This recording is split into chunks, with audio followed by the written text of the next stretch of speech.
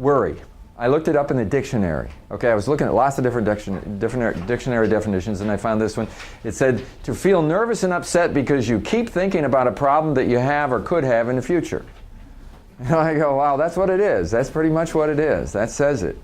A problem that you have, or a problem that you could, not even one that you have sometimes, one that you might have in the future.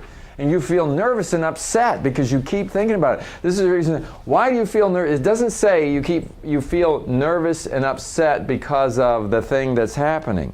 You feel nervous and upset because you keep thinking about it. And it's how we think about things. And sometimes the way we think about them. Have you ever had like a voice in your head and it just... You know, that's your voice and it's your head. You ought to be able to do something about that. She wants a slapper. Yeah. Who is this person inside of you that's doing all this talking? Is it you? My mother. Is it? I was going to say. Yeah. It's amazing. You know, because you know, it's like. I had a situation, it was years ago, and my daughter did something, I was really upset, and so I yelled at her, you know, I was like having a bad day. And so when I yelled at her, then she started to cry. And I looked at her right in the eye, and she's crying, she's got tears in her eyes, and I said, you want to cry, I'll give you something to cry about. And then I went, ooh, it was my dad. That's what my dad used to say. And I always used to, and he's passed on, you know, and I'm thinking, he's gone, but he lives through me. and I used to say, I would never want to be like my dad. And then here it is. It's like he's still in me. He's still coming out. He's still speaking through me. He's still acting through me. Is that me saying that? Does it represent my values? Does it really represent my... No. It's amazing how the brain works. It conjures things up, and it's like it creates this little... There's no one there. It's just a voice. And if you let it be you, you know, you can let it be. Hypnosis is the power of suggestion. Have you ever seen these stage hypnotists? And they'll say, when I snap my finger, you won't remember any of this, okay? And you're going to wake up. And then when I clap my hands, you're going to cluck like a chicken, okay?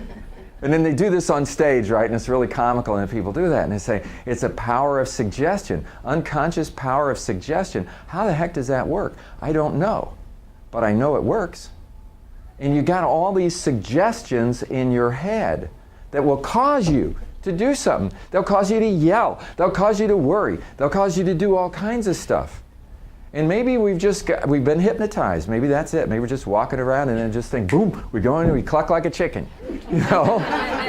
And is that what I choose to do? I don't even know why I'm doing it.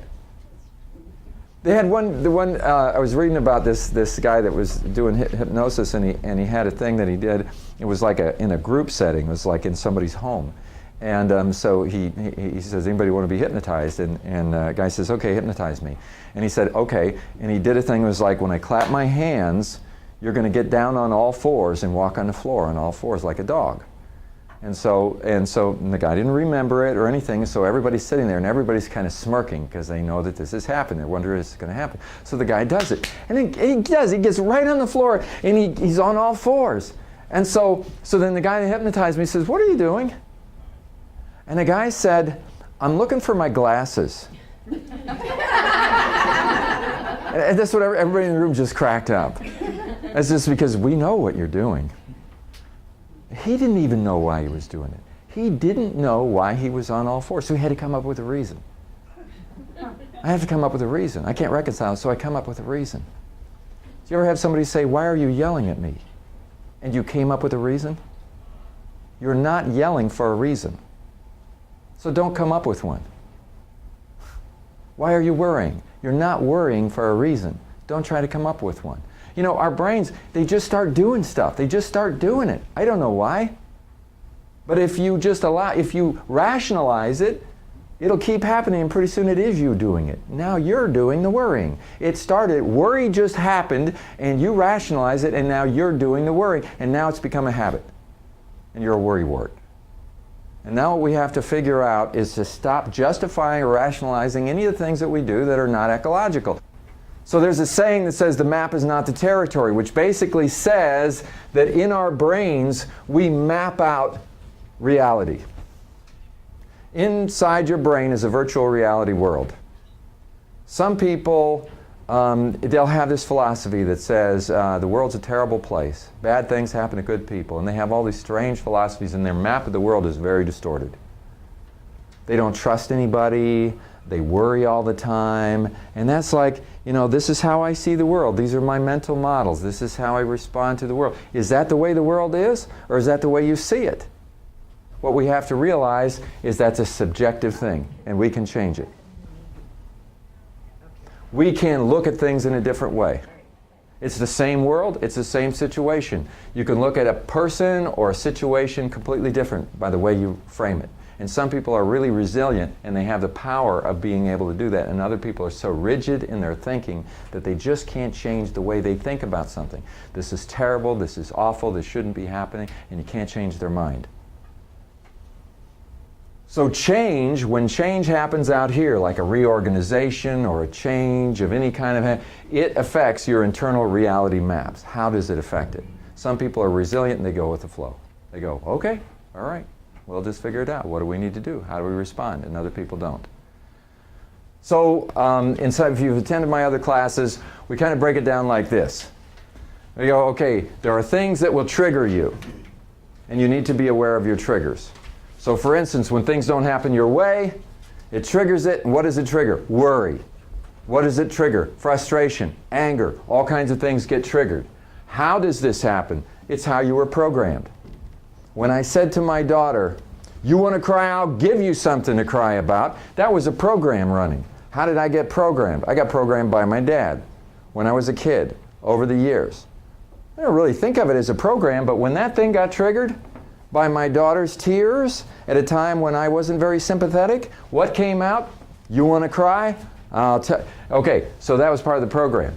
Part of this is your frame. How do I frame the situation?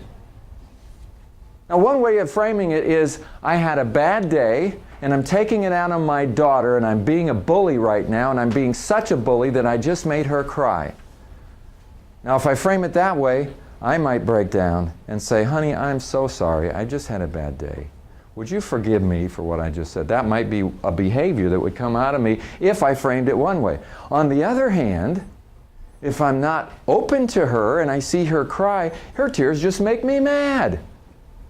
And all of a sudden, I say, you want to cry? I'll tell you. Okay, all of a sudden my frame comes into this. Another part of it is my state. How did I get this state? Because all day long I've been frustrated and stressed out. And when I come out, have you ever seen people in a state? It's like they're loaded for bear. Anything happens and boom, they're in a state. How did they get in this state? They may not know. They don't even know they're in a state, but you know.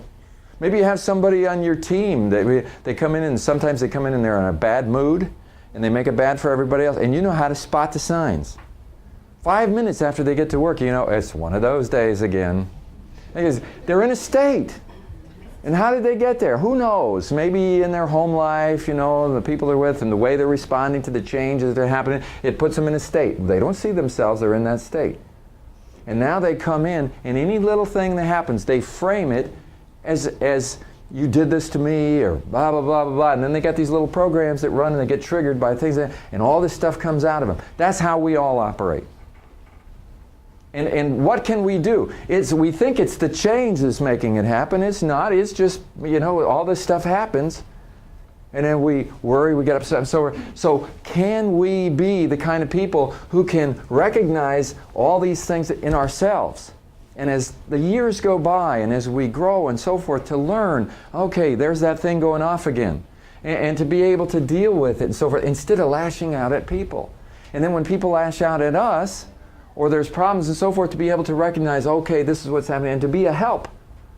Ecologically, help the people in our family, help the people at work, and so because they're going through all these difficulties.